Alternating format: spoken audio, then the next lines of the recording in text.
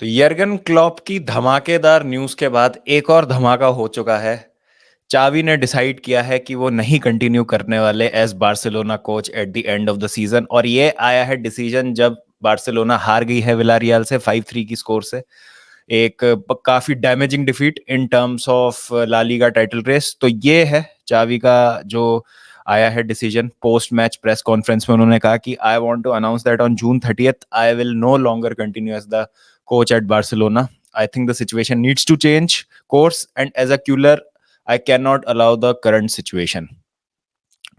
तो यहाँ पर अब देखिए बहुत सारी चीजें चल रही थी, स्पेशली जब कोपा डेल रे के बाद एथलेटिक क्लब से हार गई थी बार्सिलोना, और सुपर कप में भी जब रियल मैड्रिड ने हराया था। तो ये कुछ हैवी डिफीट्स बहुत कम टाइम में एक साथ आ गई हैं बार्सिलोना के लिए। तो चावी आउट तो चल ही रहा था। अब देखिए इस डिसीजन से पता चलता है कि चावी कितना ज्यादा प्यार करते हैं बार्सिलोना से, कितना ज्यादा डेडिकेटेड है वो क्लब के लिए। एक और न्यूज आई है कि उन्होंने अपनी सैलरी फॉरगिव कर दी है अपने लास्ट ईयर के कॉन्ट्रैक्ट की। तो अगर वो मतलब जैसे जा रहे हैं छोड़ के, तो बार्सिलोना को उनको कोई कंपनसेशन पे नहीं करना पड़ेगा उनके लास्ट ईयर के लिए।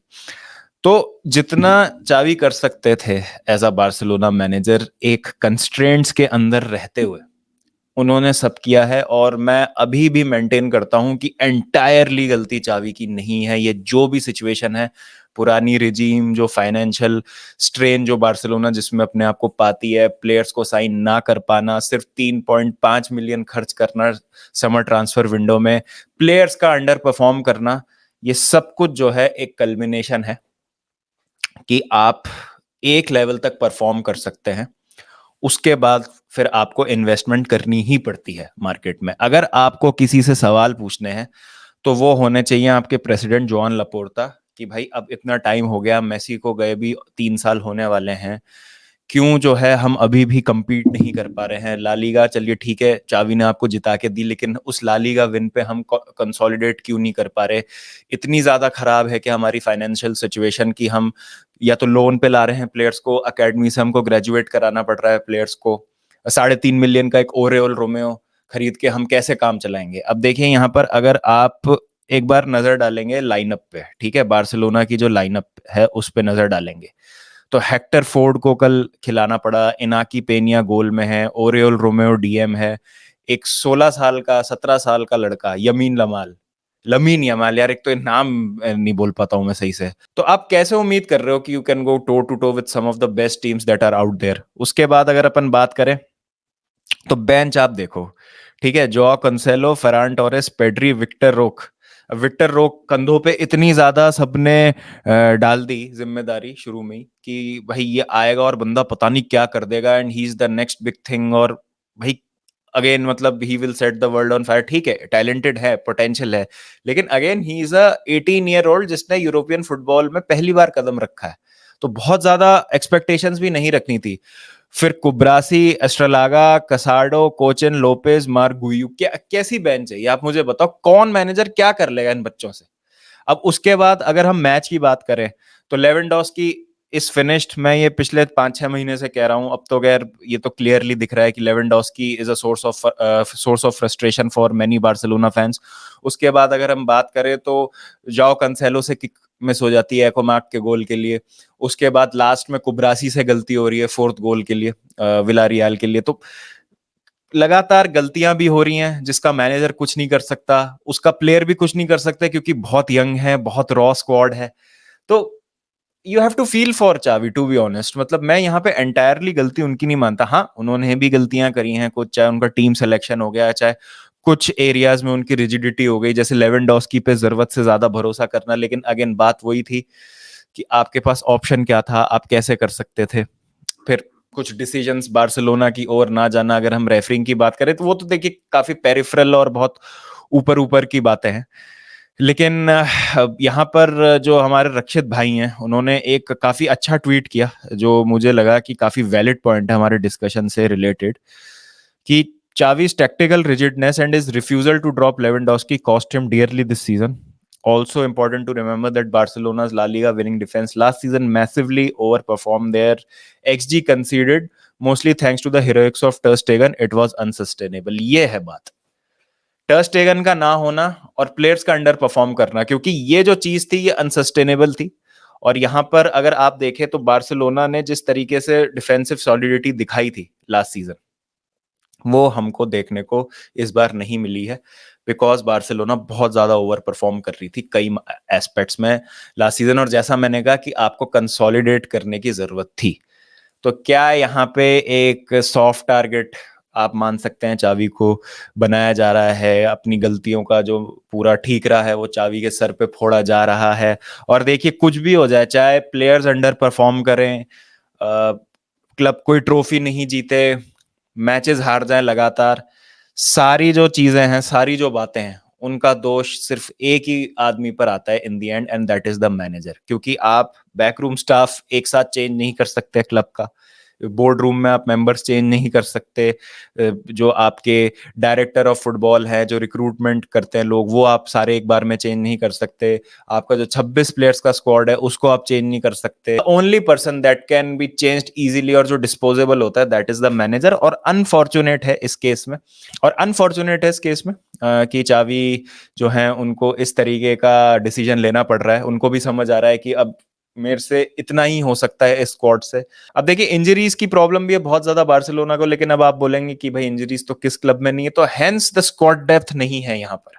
स्क्वाड डेप्थ जो चाहिए बार्सिलोना जैसे क्लब को कॉम्पिटिटिव बनाने के लिए, चैंपियंस लीग में फाइट करने के लिए, कोपा डेल रे, ला लीगा में हर फ्रंट पे फाइट करने के लिए, वो यहाँ पर आपको नहीं देखने को मिल रही है। प्लस जो ऑलरेडी प्लेयर्स मौजूद हैं वो इतना ज्यादा अंडर परफॉर्म कर रहे हैं कि उसका मैनेजर भी अब कुछ नहीं कर सकता है। तो ये सारी चीजें मिलके चावी के सामने आके खड़ी हो गई, और जिसके कारण उन्होंने डिसीजन लिया कि भाई मेरे से तो नहीं हो पा रहा है, और इस शू स्ट्रिंग बजट पे मैं अब कुछ नहीं कर सकता। इतना कॉम्पिटिटिव हो गया फुटबॉल आज की तारीख में, यूरोपियन फुटबॉल इतना कॉम्पिटिटिव हो गया है कि अगर आपको लड़ना है किसी भी टाइटल के लिए तो पैसा आपको खर्च करना ही होगा। बिना एक प्रॉपर डिफेंसिव मिडफील्डर के बार्सिलोना फंक्शन नहीं कर सकती है, मैंने कई बार बोला है। लेकिन एक प्रॉपर डीएम अगर आपको चाहिए तो बहुत ज्यादा महंगा आएगा। अगर आपको जूबीमेंडी, चलिए जूबीमेंडी आप नहीं ला सकते, रॉड्री की अगर हम बात करें वो क्यों छोड़ेंगे मैन सिटी, और मतलब आप गिन सकते हैं हाथों पे कि कौन है वो मिडफील्डर्स। अब लोग इधर उधर नाम देते रहते हैं, लेकिन क्या वो बार्सिलोना लेवल के हैं प्लेयर्स? बार्सिलोना को एक एलीट एलीट डिफेंसिव मिडफील्डर की जरूरत है। जैसे डेक्लन राइस साइन किया ना 100 मिलियन देके आर्सेनल ने, उस टाइप का कोई बहुत तगड़ा प्लेयर चाहिए बार्सिलोना को, लेकिन अवेलेबल ही नहीं है। काइसेडो एक प्लेयर जिसका एक सीजन अच्छा गया है ब्राइटन में, उसके लिए 115 मिलियन खर्च किए चेल्सी ने। बट चलिए वो तो चेल्सी थी, चेल्सी तो ऑब्वियसली अभी नई ओनरशिप आई है तो ओवर पे कर रहे हैं शायद, इस कॉन्टेक्स्ट में एग्जांपल सही नहीं बैठे। बट द पॉइंट इज कि कोई भी आप डीएम लाएंगे वो महंगा ही पड़ेगा। तो क्या यहाँ पे बार्सिलोना को अपने कोई एग्जिस्टिंग जो एसेट है, गावी, पेड्री, फ्रेंकी डियोंग, ये जो यंग प्लेयर्स हैं, बाल्डे हो गए, बाल्डे की भी इंजरी देखिए बहुत गलत टाइम पे हुई, और गावी की इंजरी ऑलरेडी एक बहुत बड़ा सेटबैक था। तो ये जो भी प्लेयर्स हैं, ये जो यंग प्लेयर्स हैं, और ये आप कह सकते हैं कि इस समय सेलेबल एसेट्स है बार्सिलोना के, क्या इनको बेच के जो फंड्स आएंगे उससे रीबिल्ड होगी बार्सिलोना? या फिर एक प्रॉपर डीएम आ जाए, एक अच्छा फॉरवर्ड आ जाए, या विक्टर रोक कोई अगर कोई नया मैनेजर आके डेवलप कर दे? क्योंकि अब बहुत सारे इफ्स लग गए हैं यहाँ पर, श्योरिटी अब किसी भी चीज की नहीं है। क्योंकि जब आपके मेन प्लेयर्स इंजर्ड हो जाते हैं और स्क्वाड पे आप नजर डालते हैं, आप बेंच देखिए, जैसा मैंने शुरू में दिखाया, इस बेंच से आप क्या एक्सपेक्ट कर रहे हैं कि कोई भी मैनेजर क्या कर सकता है? और उसमें भी 2-0 से पीछे होने के बाद एक पॉइंट पे 3-2 से लीड कर रही थी बार्सिलोना इस मैच में। तो ऐसा नहीं था कि Barcelona were losing this match all the way, मतलब एक या कोई मोमेंट नहीं था इस मैच में कि बार्सिलोना जीत नहीं रही थी ये मैच। तो चावी से जितना हो सकता है वो कर रहे हैं, प्लेयर्स गलतियां कमिट कर रहे हैं। लेवेंडोस्की जैसे प्लेयर्स जो कि बैलन डोर कंटेंडर थे, और मे बी 2020 का बैलन डोर तो उन्हीं को ही मिलता अगर वो सेरेमनी कैंसिल ना हुई होती, उन्होंने मैसिवली डिसअपॉइंट किया है। जिम्मेदारी लेनी पड़ेगी कुछ प्लेयर्स को यहाँ पर। प्लेयर्स की जो इंजरी है उसने बहुत ज्यादा रोका है चावी को फुटबॉल खिलाने से जो वो खिलाना चाहते हैं। और प्लस ट्रांसफर मार्केट में स्पेंड ना कर पाना, आई थिंक किसी भी पॉइंट में यहाँ पर चावी की गलती नहीं है। हाँ, थोड़ी सी टीम सिलेक्शन, रिजिडिटी, वो तो हर मैनेजर में होती है, किस मैनेजर में नहीं होती है? एंड आई थिंक चावी डिजर्व्स दैट कि उनको अलाउ किया जाए, या उतनी वो लिबर्टी रख सकते हैं, बिकॉज लास्ट सीजन ही उन्होंने ला लीगा जिताई है, इस सीजन उन्होंने राउंड ऑफ 16 में जरूर क्वालिफाई कराया बार्सिलोना को। बट अभी देख के लग रहा है कि ये सीजन जो है काफी मुश्किल हो सकता है और एक बड़ा सीजन हो सकता है। और as thing stands La Liga table में काफी काफी दिक्कतें हो रही हैं अभी इस समय। जिरोना की एंट्री से प्रॉब्लम हो गई है कि अब टॉप 4 थोड़ा सा मुश्किल हो सकता है बार्सिलोना के लिए अगर इसी तरीके का फॉर्म कंटिन्यू रहे। तो आपकी क्या राय है इस पे? Please do let me know in the comment section. और देखिए, हमेशा बुरा लगता है जब एक क्लब का लेजेंड आता है, आपके क्लब को मैनेज करता है और जब वो डिसीजन लेता है कि अब मैं जा रहा हूं छोड़ के, क्योंकि आप थोड़ा सा उससे एक्स्ट्रा प्यार करते हैं, थोड़ा कुशन आप देते हैं उनको। चाहे वो फ्रैंक लैम्पार्ड की बात हो चेल्सी के साथ उनके पहले स्टिंट में, ओले गनर सोल्शरायर की बात हो मैनचेस्टर यूनाइटेड के साथ, और अब देख लीजिए आप चावी बार्सिलोना के साथ। रोनाल्ड कूमन को शायद वो प्यार इसलिए नहीं मिला था बिकॉज बहुत लोगों ने उनको खेलते हुए नहीं देखा है। बिकॉज रोनाल्ड कूमन जब खेलते थे बार्सिलोना के लिए तो शायद हम लोग ने उस टाइम पे नहीं देखा है उनको खेलते हुए, तो शायद वो कनेक्ट उनसे इसलिए नहीं था। बट चावी को सबने देखा उनकी प्राइम में, पूरा उनका करियर देखा है बार्सिलोना में उनको खेलते हुए, मेसी के साथ, इनिएस्टा के साथ, बुस्केट्स। तो इस वजह से जो है थोड़ा सा कनेक्शन उनके साथ ज्यादा है।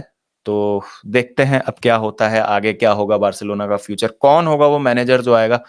क्या ये यर्गन क्लॉप की जो अभी चीज है वो बार्सिलोना को अट्रैक्ट करेगी उनको साइन करने में next summer? But Jurgen Klopp ने खुद कहा अपने इंटरव्यू में कि ही वांट्स अ ब्रेक, और एक्चुअली में उनको ब्रेक की जरूरत होगी बिकॉज इतने टाइम से वो लिवरपूल को मैनेज कर रहे हैं 9 साल से। तो आई डोंट थिंक सो कि वो एकदम से नए जॉब में, that to Barcelona high pressure job में जाना चाहेंगे। तो वेट करते हैं, बहुत सारे डेवलपमेंट्स अभी उसमें होंगे। तो आपकी क्या राय है? Please do let me know in the comment section. Detail में बात करते हैं शाम को इस पे एक लाइव स्ट्रीम में। जब तक ध्यान रखिए अपना, टेक केयर एंड पीस।